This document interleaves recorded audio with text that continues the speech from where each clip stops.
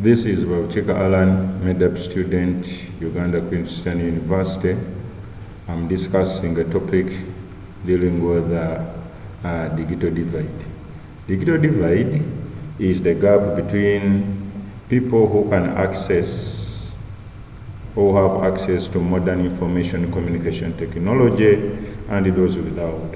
This divide describes the gap between people who have access to affordable, reliable internet services and those who lack it.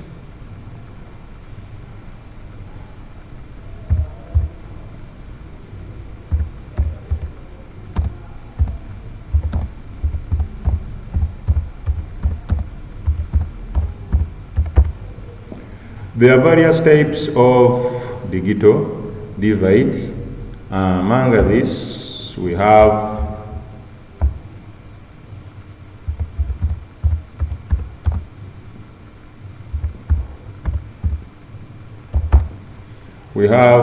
global divide.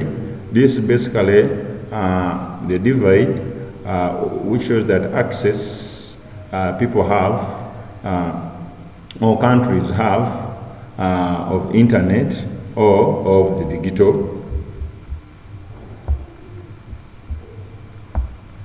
There is a sketch map which I've just shown you of the world, which shows the percentage of countries, that was the year 2016, of countries which are having access to internet or information communication technology.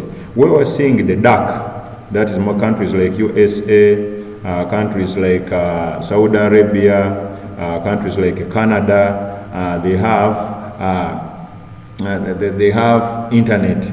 They had internet by the year 2016, and they are the ones you're seeing in the dark. Well, basically, when you look at those ones which are in light, that is the 10%, we're looking at basically most of them are countries in Africa which have not yet got access to the internet. For example, when you look at Korea, is one of the countries, that is South Korea, is one of the countries that has access to internet, one of the ones with the highest speed of internet. Compared to countries like Chad, you can see Chad on the sketch map, you can see DRC, you find that these countries, their internet is not very fast. This calls in for the second map. This can be showing average net speed worldwide for every country. Still, when we look at this map, we are looking at countries. Still, we are looking at Canada, we are looking at USA, but still the speed in countries like in the central part of Africa, still Chad and basically Central African Republic, you see that their internet is slow compared to other countries. Then furthermore,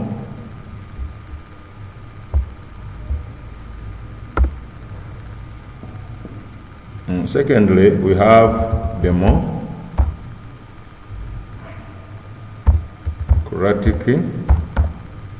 divide. Democratic divide is basically the difference between those who do and those who don't use the internet opportunities of digital resources to engage, mobilize, and participate in public life. Still here I have a sketch that will show you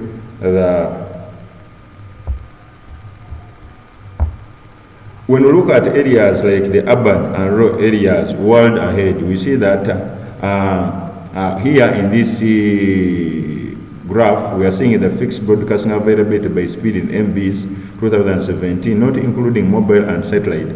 But this one is between the urban and rural.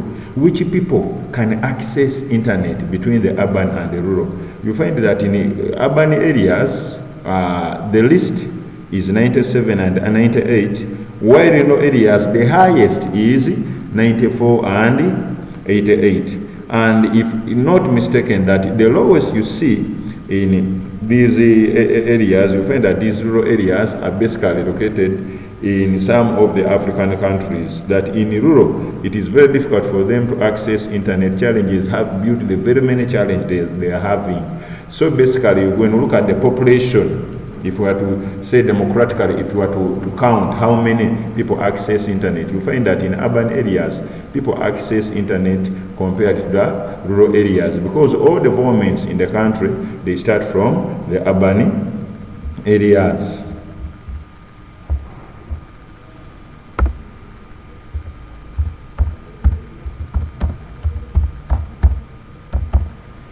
Then the third, we have the social divide.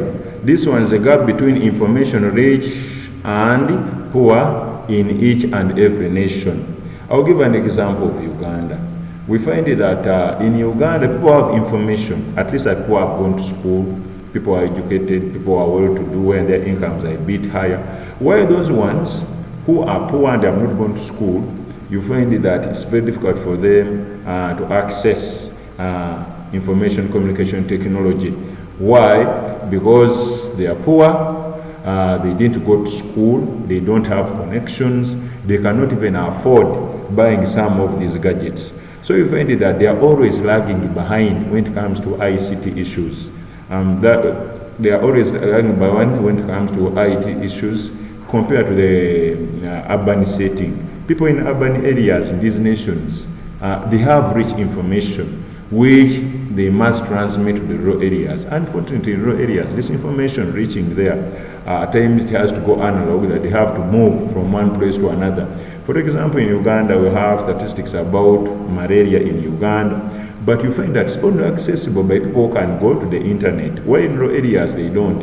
Even when it comes to how to control the spread of malaria in Uganda, you find that they have to move with mosquito nets from one area to another, giving them to people, and yet there are remedies which they would just connect on the internet and people access them, then they know what they are supposed to do to find a way of fighting malaria.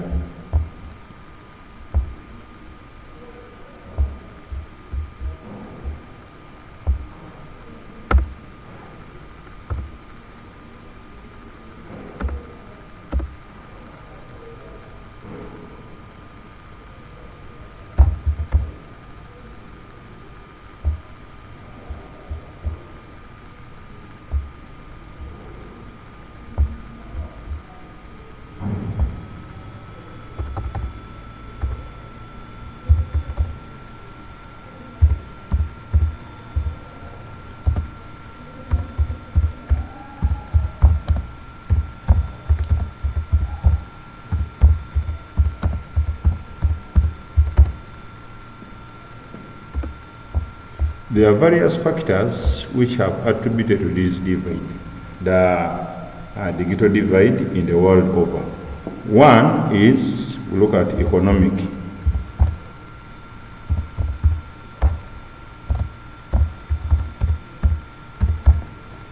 Economic factors have played a very big role in this divide.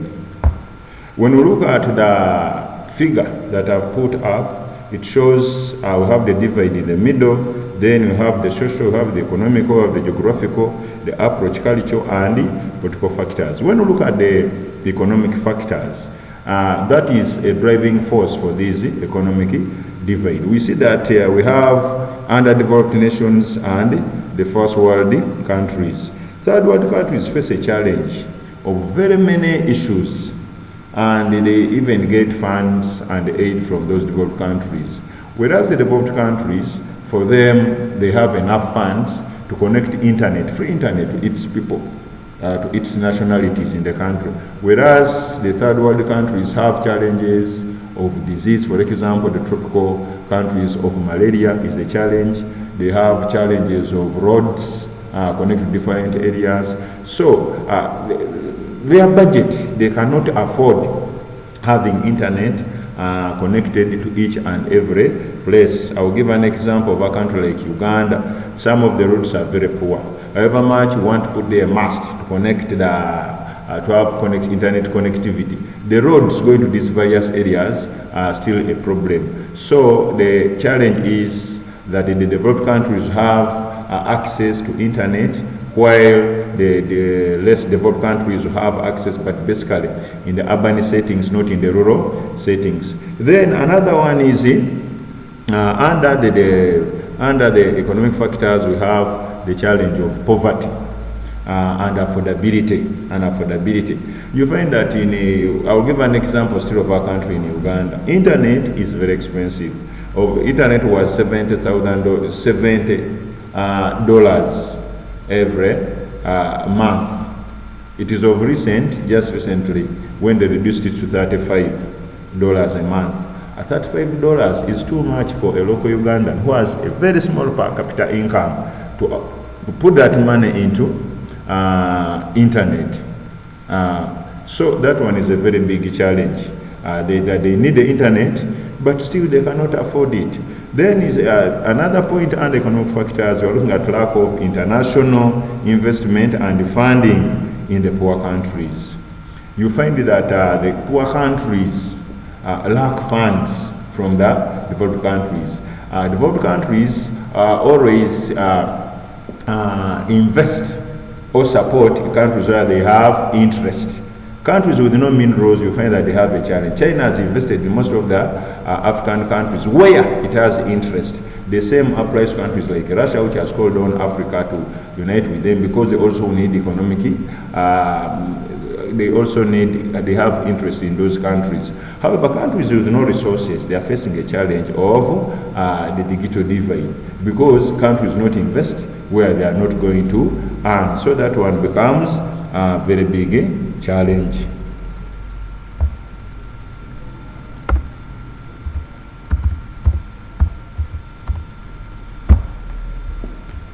Another factor is the approach.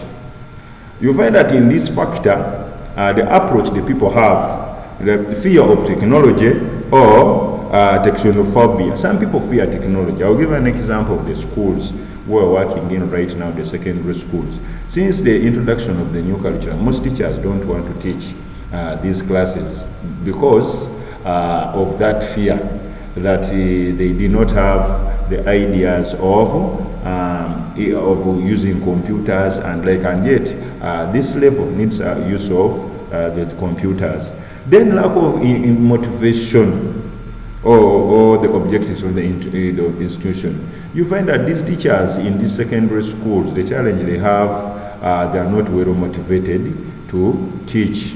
For example, you find a school with a population of 2,000 learners. Unfortunately, out of the 2,000 learners, that school has around 70 computers which they are going to use to teach. And you find that the staff room is given only one PC, which is being shared by around 60 teachers. So this one becomes a challenge that at least if all teachers would have their own computers, it motivates them to learn and even put these ideas into their students. Unfortunately, they have not gotten that chance because the computers are not enough.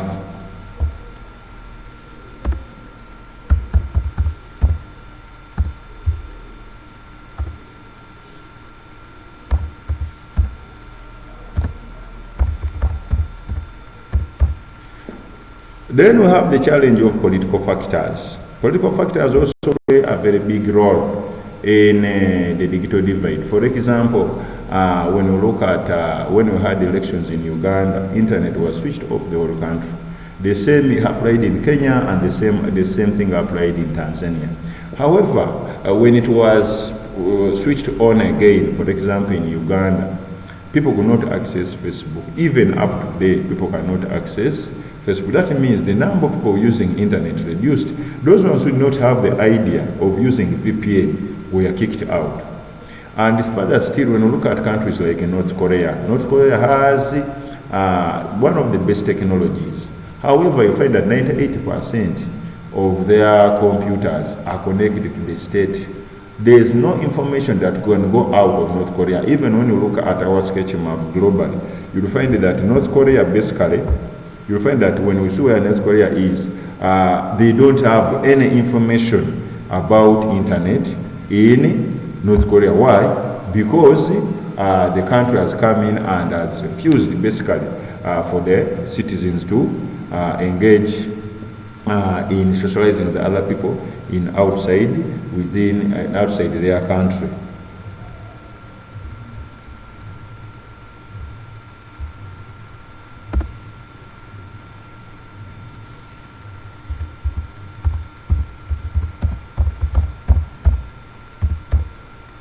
Social factors have also played a major role in this divide. For example, when we look at our society, we look at the people, that is the old and the young. We find that the younger people have got access to internet than the older people. As earlier discussed, the old people don't want to change, while the younger people want to change, want to see things moving very fast. That's why you see some people call them analog. They need help. And yet in our countries you have this, there are very many people. So you find that at the rate at which they are using the internet is low compared to the rate at which the younger people are using internet. Secondly, we look at the disability and those ones who are able. You find that the disabled children are not given chance at times to go to school, and yet this ICT is basically in schools. So you find that those ones who lag behind, even if they become mature, they will lag behind, and yet the able ones have an opportunity to go to school, which means they will be more advanced in digital, while the other ones are not, and that gap will still be there. Then still, even in schools, you find that in the computer labs, in fact, even where I'm seeing right now, we don't have a walkway for the disabled, where we have at least a wheelchair where they can come, or we have places we are put in the lab for students who are having challenges with walking. We just leave them the computer lab the way it is. The stools are a bit high, so you find that the disabled children are not given a chance to study like the able-bodied children. Then another challenge is illiteracy and lack of internet exposure. As earlier communicated, that in rural areas most of the people are illiterate, so even if you put cafes there, when they have not gone to school, it will be very difficult for them to access internet, because for them it is not important. What they live on is what they see, and what they do is enough. That's why they remain in the vicious circle of poverty. Why? Where we have those ones who are exposed, mainly, they will have to use the internet, and this gap will continue to widen. For example, those ones have set up to the level of the university. Having a laptop or having any gadget, which is more like a smartphone, it's more like a computer, you need it. Why those ones in areas who have not gone to school, they don't need such gadgets. Then still under that, we are looking at the family background, the income of the family. You find that in some families who can afford, they can buy for their children laptops, they can buy for their children video games, they can buy for their children phones. So if the income is high, these people can have a chance of accessing the internet. When those families where they cannot afford buying these gadgets, it becomes very difficult for them to access internet and access information communication technology, because the poverty levels are very high and they cannot afford them. So this gap will continue to exist. Then still further on that, we are looking at the education levels as earlier communicated. Those ones who are educated can access internet. When you look at primary, nursery, secondary school in urban settings, kids start using computers when they are still young. Unlike in our rural settings where kids were in the nursery schools there, in the primary schools there, they don't have electricity, so that will be another expenditure onto them. So you find that someone just reach at the university and will be able to have access to the computer. So all those people in the rural areas who have not got chance to the computer, they will first face a very big challenge when it comes to reducing this gap. They will not even have the interest of using these gadgets. But these ones who have started using them at an early age, they will have the courage. It will be more like part of them, and they will be using these gadgets very well. Then still under those social factors, we are looking at the ethnicity and the languages. One challenge is that the computers, the language they understand is where they have manufactured them from. If you type any word in British English when you are using a computer that was manufactured in the US, it will show that that word is not right. So that one is also a very big challenge. You find that for example, I'll give an example of Uganda, we use English. If someone said to donate computers from Japan, we shall face a very big challenge to change them. That means we have to change the whole system to English. It becomes very expensive so that people can understand. Donors may be there to help and give us these computers, but the language would be the problem and the ethnicity where they come from. So if the country is French speaking and you send their computers which are in English, still would have given them a burden of changing them to the language they will understand.